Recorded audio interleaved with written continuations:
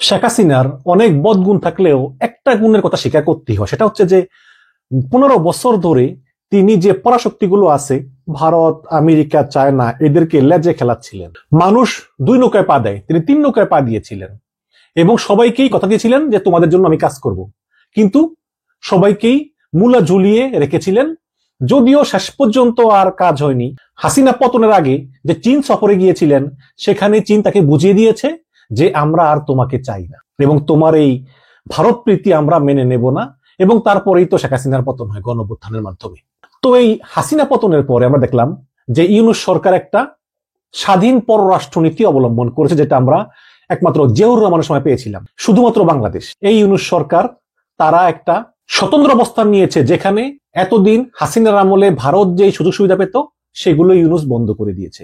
এবং বন্ধ করে দিয়ে আমরা দেখলাম যে ডক্টর ইউনূস তুরস্কের সঙ্গে, পাকিস্তানের সঙ্গে এবং সবচেয়ে বেশি চায়নার সঙ্গে তিনি বন্ধুত্বপূর্ণ সম্পর্ক স্থাপন করেছেন এবং চায়নার সঙ্গে প্রতিরক্ষা চুক্তি সহ নানাবিধ সামরিক সরঞ্জাম এবং চীনের তৈরি J-10C অত্যাধুনিক 20টা বিমান কিনতেছেন। এবং এর ফলে কিন্তু আমেরিকা প্রচন্ড ক্ষিপ্ত। তারা কিন্তু প্রকাশ করে না, তারা কিন্তু মনে মনে ক্ষিপ্ত এবং তারা ওয়েট করতেছে একটা নির্বাচন যাতে হয়। নির্বাচনের পরে নির্বাচিত সরকারের সঙ্গে তারা আলাপ করবেন এবং এর একটা প্রমাণ এবং ইঙ্গিত আমরা আজকে পেয়েছি দুটো বিষয়। একটা হচ্ছে বর্তমান ভারপ্রাপ্ত রাষ্ট্রদূত ট্রেসিয়ান জ্যাকবসন। আপনারা জানেন যে পিটার হাস পদত্যাগ করার পরে এরপরে কিন্তু আমেরিকা আর কোনো পূর্ণাঙ্গ রাষ্ট্রদূত দেয়নি। একজন আছেন মহিলা, ভদ্র মহিলা ভারপ্রাপ্ত রাষ্ট্রদূত ট্রেসিয়ান জ্যাকবসন এবং ভবিষ্যৎ রাষ্ট্রদূত ব্রেন্ট ক্রিস্টেনসেন। এই দুইজনের বিষয়ে আলোচনা করলে আপনারা বুঝে যাবেন যে আসলে আমেরিকা কত ক্ষিপ্ত। প্রথমে আসে ট্রেসিয়ান জ্যাকবসন। তিনি লন্ডনে গিয়েছেন, গুঞ্জন আছে সেখানে তার আমার সঙ্গে বৈঠক করেছেন। ছুটি কাটিয়ে ফিরে এসেই আজকে সরাসরি তিনি গিয়েছেন নিরাপত্তা উপদেষ্টা খলিলুর রহমানের সঙ্গে দেখা করতে। সেখানে 1 ঘন্টা রুদ্ধদ্বার বৈঠক করেছেন। মার্কিন charge the affairs Tracey Ann Jacobson তিনি বৈঠক করেছেন বাংলাদেশের নিরাপত্তা উপদেষ্টা খলিলুর রহমানের সঙ্গে। কি কথা হয়েছে? আমি ধারণা করি অবশ্যই বাংলাদেশের যে ক্রমাগত চীনের ইনভলভমেন্ট, এই ইনভলভমেন্টের বিরুদ্ধেই তিনি কথা বলেছেন এবং তিনি সতর্ক করে দিয়েছেন যে বাংলাদেশ যাতে চীনের দিকে বেশি ঝুঁকে না যায় এবং চীনের সঙ্গে এই সব প্রতিরক্ষা চুক্তি মুক্তি এগুলো যাতে না করে বা না আগায়। এ ব্যাপারে মার্কিন উদ্বেগের কথাই তিনি হয়তোবা নিরাপত্তা উপদেষ্টা খলিলুর রহমানকে জানিয়েছেন বলে আমি মনে করি। এবং আরেকটা বিষয় হচ্ছে যে ভবিষ্যৎ রাষ্ট্রদূত ব্রেন্ট ক্রিস্টেনসেন তিনি ইন্টারভিউ দিয়েছেন আমেরিকার সিনেটে। মার্কিন প্রেসিডেন্ট যখন কাউকে কোনো দেশের রাষ্ট্রদূত নির্বাচন করে তখন তার সিনেটে একটা ইন্টারভিউ হয় এবং সিনিয়র সিনেটররা তার ইন্টারভিউ নেন। তো সেরকম একটা ইন্টারভিউ বোর্ডে বাংলাদেশে ভবিষ্যৎ মার্কিন রাষ্ট্রদূত ব্রেন্ট ক্রিস্টেনসেনের একটা ইন্টারভিউ হয়েছে এবং এটা নিয়ে রিপোর্ট করেছে প্রথম আলো। আমি একটু পড়ে শোনাই, শুনলে আপনারা সব বুঝতে পারবেন যে বাংলাদেশ আসলে কত বড় একটা মাইনকা চিপায় পড়তে যাচ্ছে। আমেরিকার সিনেটে অনুমোদন পেলে বাংলাদেশের রাষ্ট্রদূত হয়ে আসবেন ব্রেন্ট ক্রিস্টেনসেন। আর ঢাকা এলে প্রতিরক্ষা সহ নানা ক্ষেত্রে চীনের দিকে ঝুঁকে পড়ার ঝুঁকির বিষয়টি বাংলাদেশের কাছে স্পষ্ট তুলে ধরবেন বলে জানিয়েছেন তিনি। মার্কিন সিনেটের পররাষ্ট্র বিষয়ক কমিটির এক শুনানিতে এক প্রশ্নের উত্তরে এ কথা বলেন ক্রিস্টেনসেন। তাকে গত 2রা সেপ্টেম্বর বাংলাদেশের পরবর্তী রাষ্ট্রদূত হিসেবে মনোনীত করেন মার্কিন প্রেসিডেন্ট ডোনাল্ড ট্রাম্প এবং আমেরিকা নিয়ম অনুযায়ী এই মনোনয়ন অনুমোদনের জন্য সিনেটে পাঠানো হয়েছে এবং শুনানি শেষে সিনেট অনুমোদন দিলে নতুন রাষ্ট্রদূতের নিয়োগ চূড়ান্ত হবে। গতকাল বৃহস্পতিবার মার্কিন সিনেটের পররাষ্ট্র বিষয়ক কমিটিতে ব্রেন্ট ক্রিস্টেনসেন সহ 4টি দেশের জন্য মনোনীত 4 জন রাষ্ট্রদূত লিখিত বক্তৃতা দেন। এরপর তাদের প্রশ্ন করেন সিনেটের সদস্যরা। এই শুনানি মার্কিন সিনেটের ওয়েবসাইটে সরাসরি সম্প্রচার করা হয় এবং আমেরিকা ও চীন চলমান বাণিজ্য যুদ্ধের প্রেক্ষাপটে নেব্রাস্কা থেকে নির্বাচিত রিপাবলিক পার্টির সিনেটর পিট রিকেটস বাংলাদেশ চীন সম্পর্ক, বিশেষ করে বাংলাদেশ এবং চীনের ক্রমবর্ধমান সামরিক সহযোগিতা নিয়ে ব্রেন্ট ক্রিস্টেনসেনকে প্রশ্ন করেন। পিট রিকেটস বলেন যে সিনেটর পিট রিকেটস তিনি বলেন যে আমরা যে আরেকটি হুমকির মুখোমুখি হচ্ছি, খেয়াল করবেন, আমরা যে আরেকটি হুমকির মুখোমুখি হচ্ছি তা হচ্ছে কমিউনিস্ট চীন। বাংলাদেশ এবং এই কমিউনিস্ট চীনের মধ্যে সামরিক পরিসরে সহযোগিতা ক্রমে বেড়েই চলেছে।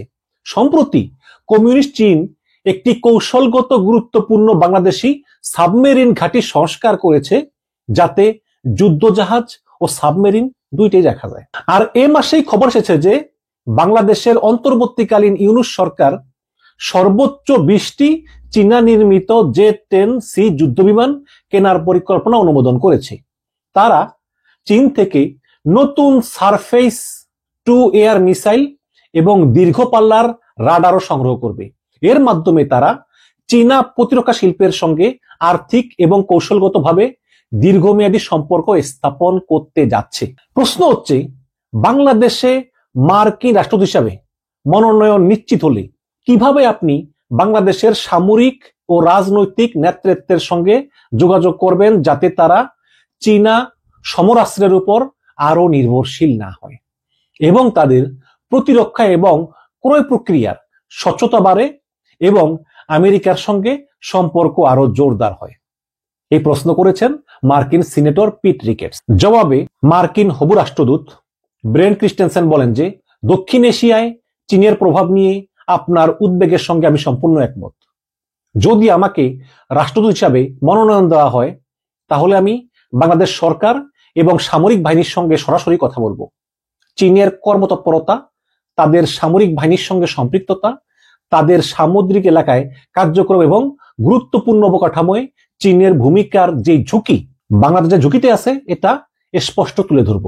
একই সঙ্গে আমেরিকার সঙ্গে ঘনিষ্ঠ অংশীদারিত্বের সুযোগ এবং আমেরিকা ঘনিষ্ঠ হলে কি কি সুফল পাবে বাংলাদেশ সেটাও তুলে ধরব। বিশেষ করে বাংলাদেশ এবং আমেরিকা আমাদের এই দুই সামরিক বাহিনীর মধ্যে একটা নিবিড় সহযোগিতার বিষয় আছে, এটা আরো নিবিড় করব। তখন ট্রাম্প দলের সিনেটর পিট রিকেটস বলেন যে এই শুনানি এমন সময় হচ্ছে যখন মার্কিন সিনেটের পররাষ্ট্র বিষয়ক কমিটি গতকাল থিংক টুয়ার্ডস অ্যাক্ট নামে একটি প্রস্তাব কণ্ঠ ভোটে অনুমোদন দিয়েছে। এই বিল অনুযায়ী একটা পূর্ণাঙ্গ কৌশল প্রণয়ন করতে হবে যাতে বাংলাদেশ সহ অন্যান্য দেশকে চীনের কাছ থেকে অস্ত্র কেনা নিরুৎসাহিত করা হয়। মানে গতকালই মার্কিন সিনেট একটা বিল অনুমোদন করেছে, সেটা হচ্ছে থিংক টুয়ার্ডস অ্যাক্ট। মানে এটা দ্বারা বিভিন্ন দেশকে চীনের কাছ থেকে অস্ত্র কিনতে নিরুৎসাহিত করা হয়, সবাইকে বলা যাতে চীন থেকে কোনো অস্ত্র না কিনে। সিনেটর পিট রিকেটস বলেন যে এই বিলটা পাশ করা অত্যন্ত জরুরি যাতে আমরা আমাদের অস্ত্র বিক্রির মাধ্যমে চীনের ক্রমবর্ধমান প্রভাবের মোকাবেলা করতে পারি। মানে তাদের কথা হচ্ছে যে বাংলাদেশ কেন চীন থেকে অস্ত্র কিনবে, অস্ত্র তো আমাদের কাছেও আছে, বরং চীনের থেকে ভালো অস্ত্র আছে। তিনি বলেন আশা করি আমরা এই বিলের মাধ্যমে আপনাকে এমন একটি হাতিয়ার দিতে পারবো যা বাংলাদেশ সরকারের সঙ্গে কাজ করার সময় সহায়ক হবে। মানে বলতেছে যে এই থিংক টুয়াইস অ্যাক্ট, এই বিলটা আমেরিকা পাশ করেছে, পাশ করার ফলে একটা হাতিয়ার তুলে দিয়েছে মার্কিন রাষ্ট্রদূতের কাছে। মার্কিন রাষ্ট্রদূত এটা ব্যবহার করবে কিভাবে? দুটো উপায়ে। একটা হচ্ছে ভয় দেখাবে বাংলাদেশকে, আর একটা হচ্ছে লোভ দেখাবে। ভয় দেখাবে যে যদি তোমরা চীনের কাছ থেকে অস্ত্র কিনো বা সহযোগিতা চুক্তি করো তাহলে আমরা তৈরি পোশাক কেনা বন্ধ করে দিব বা বেশি বেশি শুল্ক আরোপ করবো, আরো বেশি শুল্ক আরোপ করবো। আর দুই হচ্ছে যদি আমাদের কাছ থেকে অস্ত্র কিনো তাহলে আমরা সহযোগিতা আরো বৃদ্ধি করব। তো এটা হচ্ছে এই থিংক টুয়াইস অ্যাক্ট এবং এটাকে তারা বলছে একটা হাতিয়ার, যে হাতিয়ারটা তারা মানে আমেরিকা মার্কিন হবু রাষ্ট্রদূতের হাতে তুলে দিয়েছে। মার্কিন সিনেটর পিট রিকেটস বলেন যে আমরা আর কি কি করতে পারি। দক্ষিণ এশিয়ায় চীনের অস্ত্র বিক্রির প্রভাব মোকাবেলায় আপনি রাষ্ট্রদূত হলে আসলে কি কি পদক্ষেপ নেবেন বলে মনে করেন আমাদেরকে জানান। তখন হবু রাষ্ট্রদূত ব্রেন ক্রিস্টেনসেন বলেন যে আমাদের মার্কিন সামরিক সহযোগী গোষ্ঠীগুলোর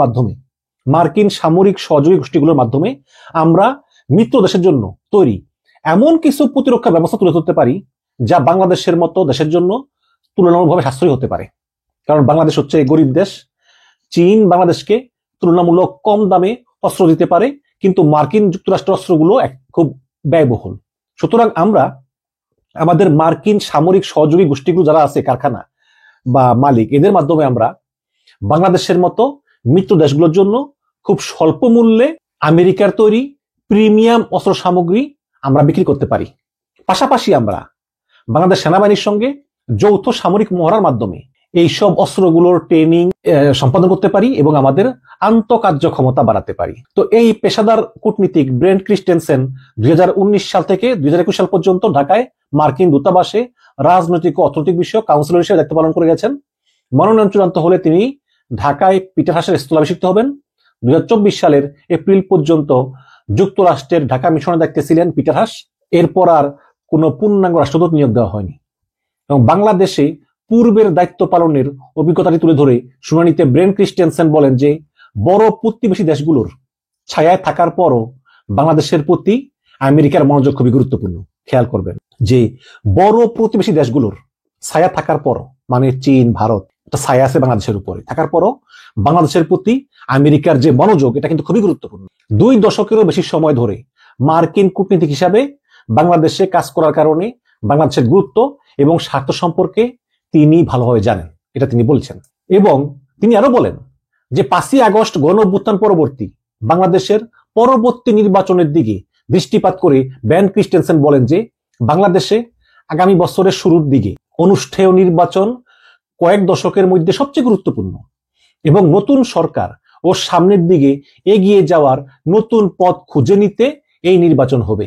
আমি মনে করি, মানে তিনি বলেন, আমি মনে করি একটি উজ্জ্বল এবং গণতান্ত্রিক ভবিষ্যতের এই অভিযাত্রায় বাংলাদেশের পাশেই সবসময় থাকবে যুক্তরাষ্ট্র। খুবই ইন্টারেস্টিং আসলে বিষয়টা। আমি মনে করি যে এই যে ইউনিট সরকার আছে আর 2-3 মাস, এই সরকারকে আমেরিকা তেমন কোনো চাপ দিবে না।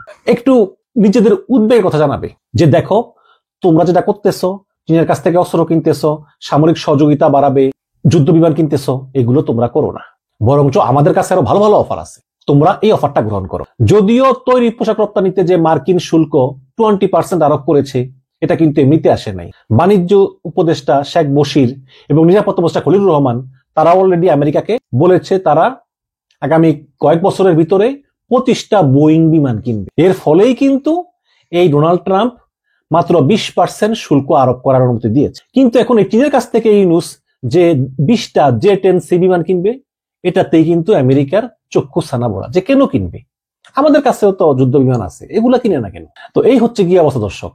এখন শ্যাম রাখি না কুল রাখি। দেখুন, চীন কিন্তু বাংলাদেশকে খুব করে কাছে চায়। হাসিনা যেমন চীনকে নাকে দড়ি দিয়ে ঘুরিয়েছে যে হ্যাঁ দেব দেব দিচ্ছি করে দেয় নাই, চীন আসলে আর অপেক্ষা করতে রাজি না। এখন চীন বলতেছে বাংলাদেশকে, তুমি আমাদের দিকেই আসবে, তুমি আমাদের প্রভাব বলেই থাকবে এবং আমরা তোমাকে রক্ষা করব। আর আমেরিকার প্রভাব বলে গেলে মনে রাখবা, আমেরিকা এক সময় ছেড়ে চলে যায়, যেমন আফগানিস্তানেও কিন্তু ছেড়ে চলে গিয়েছে, এখন তালেবানরা দখল করতেছে। তো আমেরিকা এক সময় ছেড়ে চলে যায়, কিন্তু আমরা কখনোই তোমাদেরকে ছেড়ে যাব না।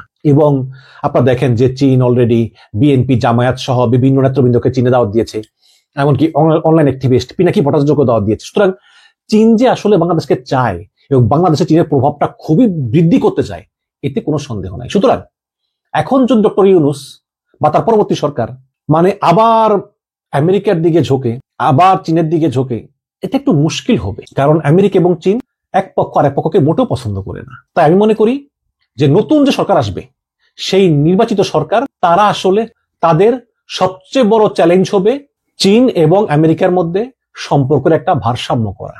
কারণ বাংলাদেশকে হস্তগত করে চীন এবং আমেরিকা উভয়ই ভূরাজনৈতিক এবং অর্থনৈতিক স্বার্থ হাসিল করতে চায় এবং বাংলাদেশকে এই উভয় দেশই অত্যন্ত গুরুত্ব দিয়ে বিবেচনা করে। এবং আবার এই দুটো দেশ কিন্তু পরস্পরের শত্রু, বাণিজ্যিকভাবে, সামরিক দিক দিয়ে, ভূরাজনৈতিক দিক দিয়ে। বিএনপি আসুক বা জামাত আসুক, যে সরকার আসুক না কেন, সবচেয়ে বড় চ্যালেঞ্জই হবে আমেরিকা এবং চীনের মধ্যে একটা ভারসাম্য তৈরি করা। মনে রাখবে, আমাদের কিন্তু উভয় দেশকেই দরকার। আমাদের আমেরিকাকে দরকার আমাদের রপ্তানি বাণিজ্যের জন্য, রেমিটেন্স আমরা সবচেয়ে বেশি আমেরিকা থেকে পাই, এবং আমাদের কৌশলগত বিভিন্ন কারণে আমাদেরকে আমেরিকার দরকার আছে। প্লাস আমাদের সেনাবাহিনী মার্কিন সেনাবাহিনী থেকে ট্রেনিং প্রাপ্ত হয়। আর আমাদের চীনকে দরকার আছে, চীনের কাছ থেকে আমরা প্রচুর কেনাকাটা করি এবং চীনের কাছ থেকে আমরা সস্তায় বিভিন্ন জিনিস কিনতে পারি।